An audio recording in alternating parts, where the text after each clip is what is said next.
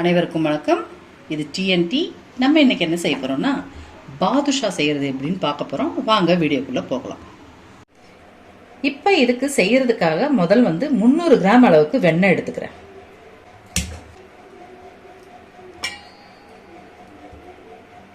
நல்லா இலகுன வெண்ணெயா எடுத்துக்கோங்க. அப்பதான் உங்களுக்கு ஈஸியா இருக்கும். ஏன்னா நான் வெண்ணெயை முதல்ல எடுத்து வச்சிட்டேன் ஃப்ரிட்ஜில் இருந்து. அதனால ஓரளவுக்கு மெல்ட் ஆகிற அளவுக்கு நல்லா இருக்கு. ஓகே, இப்போ இந்த வெண்ணெயை பார்த்தீங்கன்னா கையிலேயே நல்லா நல்லா ஓரளவுக்கு முக்கால்வாதி அளவுக்கு இலகி தான் இருக்கு. நான் இதை கையிலேயே நல்லா இப்படி மிக்ஸ் பண்ணிக்கிறேன். எந்த பபுள்ஸும் வராத அளவுக்கு நல்லா இந்த பாத்திரத்தோட சேர்த்து நல்லா மிக்ஸ் பண்ணிக்கிறேன். ரொம்ப ஸ்மூத்தாக சாஃப்டாக வர அளவுக்கு நல்லா அதை மிக்ஸ் பண்ணிக்கிறேன். கட்டி இல்லாத அளவுக்கு உடச்சி நல்லா உதுத்து விட்டுக்கிறேன்.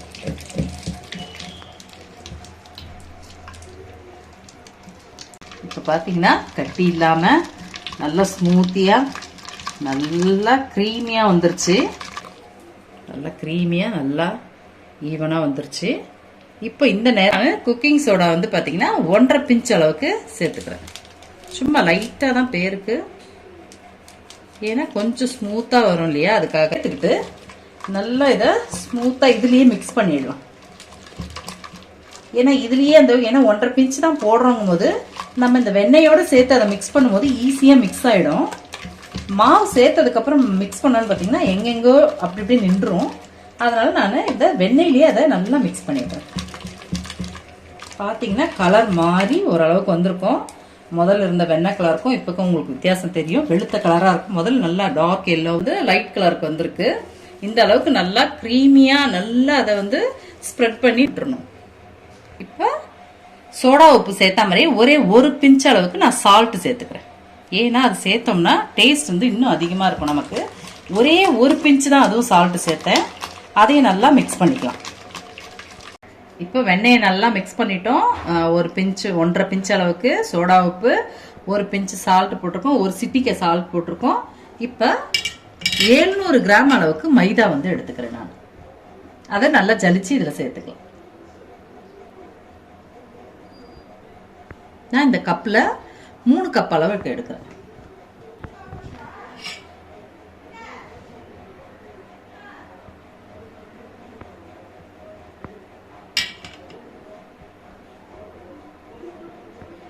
ரெண்டாவது கப்பு,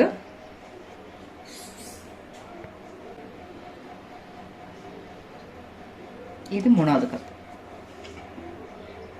ஏன் ஜலிக்கிறோன்னா அந்த மைதாவில் இருக்க இந்த குருணை மாதிரி எதனா இருந்ததுன்னா அதெல்லாம் அடியில் நின்றும்.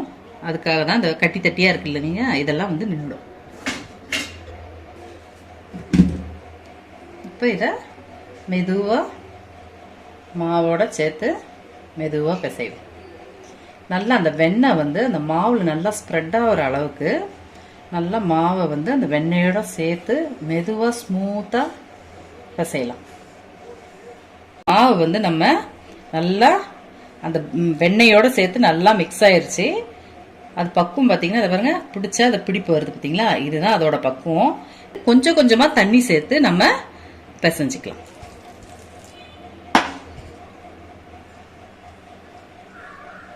ரொம்ப சாஃப்டாக தான் பிசையணும். அழுத்தம் கொடுத்து நம்ம பிசைய வேண்டாம்.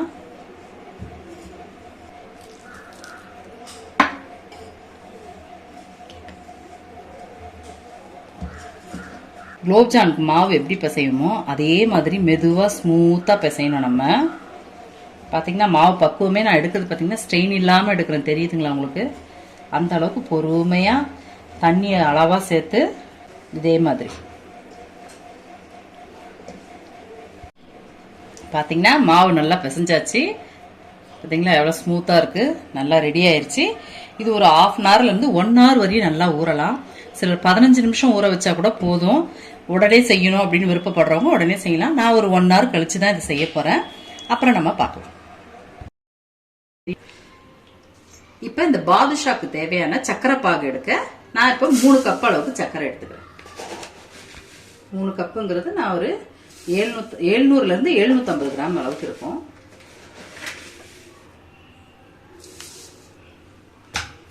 இப்போ இதுக்கு தேவையான அளவுக்கு தண்ணி வந்து சேர்த்துக்கலாம்.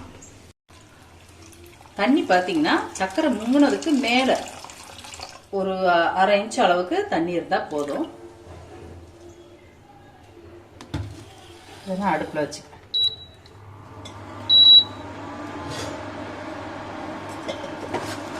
சர்க்கரையை வச்சுட்டு கிண்டாமல் விட்டுறக்கூடாது, தண்ணி ஊற்றிட்டோமே அப்படின்ட்டு.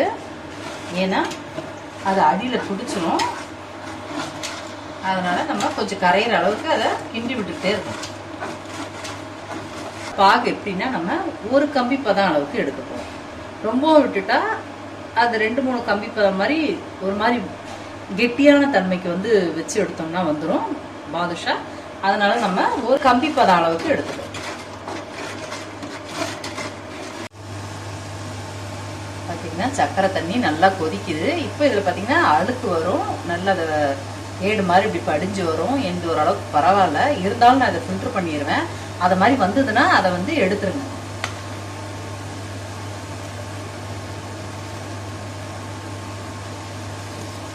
இப்போ நான் இதை ஃபில்டர் பண்ணிக்கிறேன்.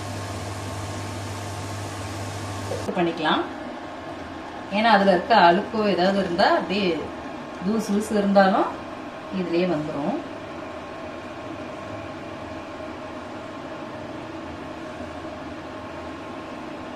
இப்போ நான் இந்த கொதிச்ச இதுவை வடிகட்டிட்டேன். இப்போ இதை ஒரு வாட்டி நல்லா வாஷ் பண்ணிட்டு தண்ணியில் அப்புறம் நம்ம இதை வந்து சேர்த்துக்கலாம்.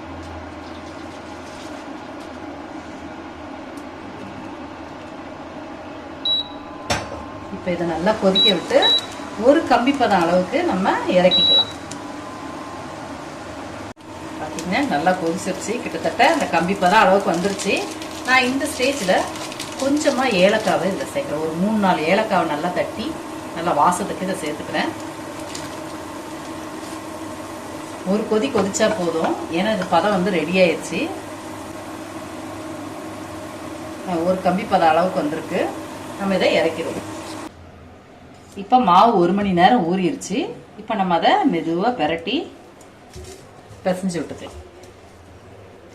மெதுவாக ஸ்மூத்தாக பிசைஞ்சு விட்டுக்கலாம். பாருங்க நல்லா எவ்வளோ மெதுவாக இருக்கு பார்த்தீங்களா மாவு. குலோப்ஜான் மாவு மாதிரி ரொம்ப சாஃப்டாக வந்திருக்கு. இப்போ அந்த பாதுஷாக்கு தேவையான அளவுக்கு மாவு எடுத்து நம்ம பால் பண்ணிக்கலாம்.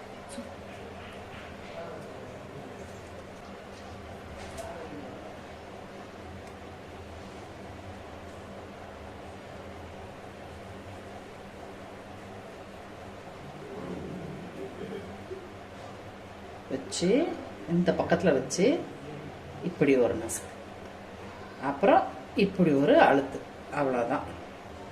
இப்படி நம்ம வச்சுக்கணும். இன்னொரு மாவு எடுக்கிறேன்.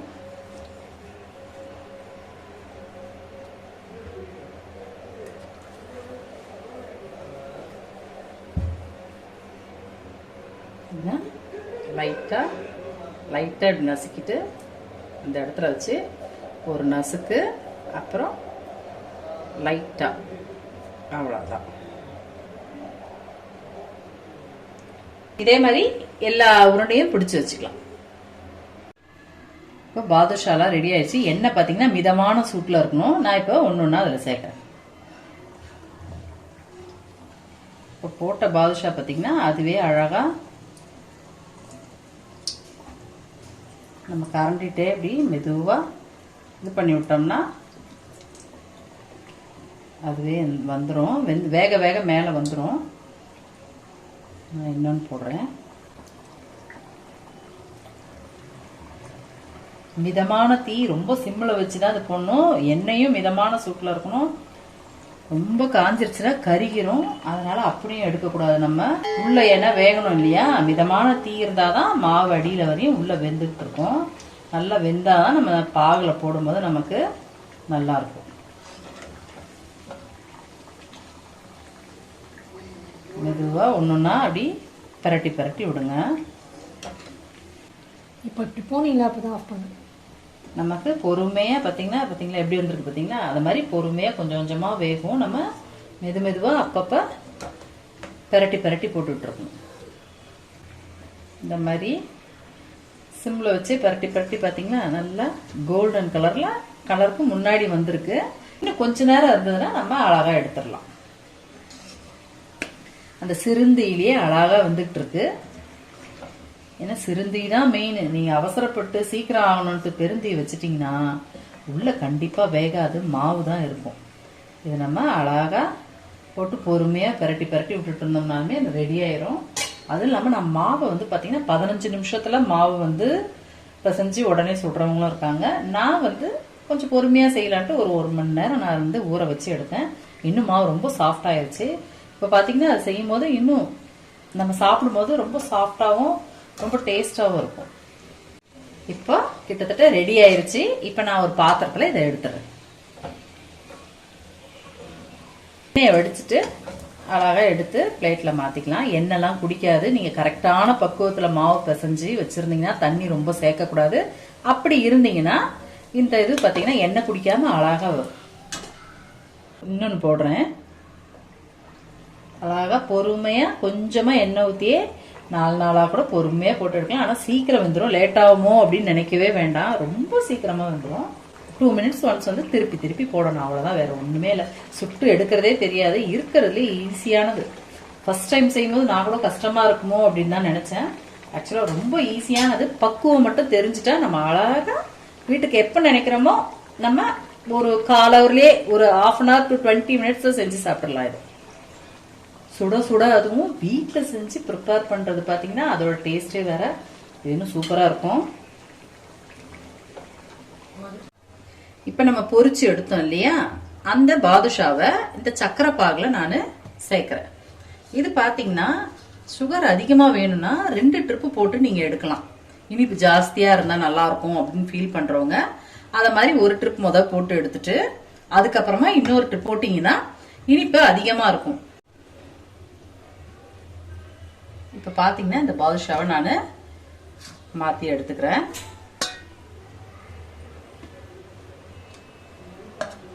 இப்போ பாதுஷாவை ஜீராவில் போட்டு எடுத்து வச்சிட்டோம். இது ஆறினோடனே நம்ம சாப்பிடணும். அவ்வளோதான், முடிஞ்சிருச்சு. அழகான பாதுஷா, ரொம்ப சுவையான பாதுஷா ரெடி ஆயிடுச்சு. ஒன்று பார்த்தீங்கன்னா இப்போ பாகில் வந்து நான் இது பட்டர் போட்டு செஞ்சுருக்கேன். நீங்கள் நெய் மணமும் வேணும்னா பாகு காய்ச்சறோம் இல்லையா, இறக்குற நேரத்தில் ஒரு ஸ்பூன்லேருந்து ஒரு 1.5 ஸ்பூன் அளவுக்கு நெய் ஊற்றுனீங்கன்னா உங்களுக்கு அந்த டேஸ்ட்டும் சேர்த்து வரும். இன்னும் நல்லாயிருக்கும். நான் இப்போ பட்டர் மட்டும் தான் போட்டிருக்கேன். ஏலக்காய் டேஸ்ட்டுக்கு போட்டிருக்கேன். இப்போ நம்ம ஒரு பாதுஷாவை எடுத்து பார்க்கலாம். நீங்கள் ஒரு கோட்டிங் வேணும்னா ஒரு 5 நிமிஷம் போட்டுட்டு எடுத்துருங்க. சர்க்கரையோட இனிப்பு அதிகம் வேணும்னா ஒரு 7 மினிட்ஸ் வரையும் அதில் போட்டுட்டு எடுத்தீங்கன்னா அதுவும் கரெக்டாக இருக்கும். பார்த்தீங்கன்னா பிக்கும் போதே நல்லா அழகாக தனித்தனியாக நல்லா உள்ளே வெந்திருக்கு பாருங்கள். நல்லா ஜீராவும் ஓரளவுக்கு இறங்கியிருக்கு. சாப்பிட்டோம்னா அளவான இனிப்போட திகட்டல் இல்லாமல் சரியான இனிப்பில் இருக்குது. உங்களுக்கு கூட வேணும்னா இன்னொரு 2 நிமிஷம் 5 நிமிஷன்றதை ஒரு 7 நிமிஷம் வரையும் போட்டு எடுத்தீங்கன்னா உங்களுக்கு இன்னொரு திக் பாகோட டேஸ்ட் வந்து கிடைச்சிரும். உங்களுக்கு ரொம்ப அருமையாக இருக்குது. நீங்களும் உங்கள் வீட்டில் ட்ரை பண்ணி பாருங்கள். பிடிச்சிருந்தா லைக் பண்ணுங்கள், ஷேர் பண்ணுங்கள், சப்ஸ்கிரைப் பண்ணுங்கள். Bye friends.